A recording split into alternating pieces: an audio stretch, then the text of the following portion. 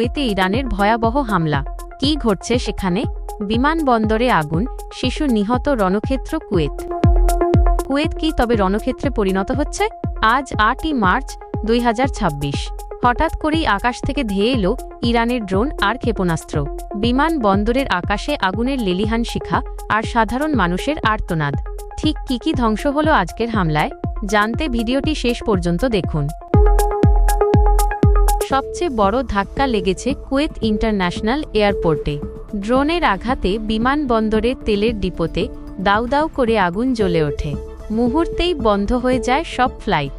Fire service আগুন নেভাতে পারলেও কুয়েতের আকাশপথ এখন চরম ঝুঁকিতে।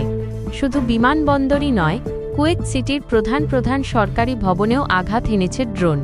বিশেষ করে সোশ্যাল সিকিউরিটি ভবনটি এখন ধ্বংসস্তূপের মতো দেখাচ্ছে। কিন্তু সবচেয়ে দুঃখের খবর হলো, এই হামলায় 2 জন সীমান্ত রক্ষী প্রাণ হারিয়েছেন।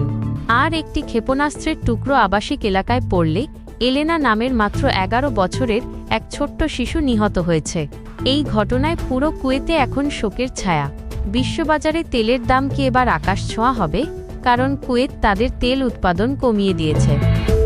এছাড়া আলী আল সালেম এয়ারবেসের মতো বড় সামরিক ঘাঁটিগুলোতেও বেশ কিছু ক্ষয়ক্ষতি হয়েছে। এমনকি পুরো কুয়েতে এখন জিপিএস কাজ করছে না, যা সাধারণ মানুষের চলাচলেও সমস্যা তৈরি করছে। কুয়েত সেনাবাহিনী অনেকগুলো হামলা ঠেকিয়ে দিলেও উত্তেজনা এখনও কমেনি। মধ্যপ্রাচ্যের এই আগুন কি আরও ছড়িয়ে পড়বে? আপনাদের কি মতামত কমেন্টে জানান।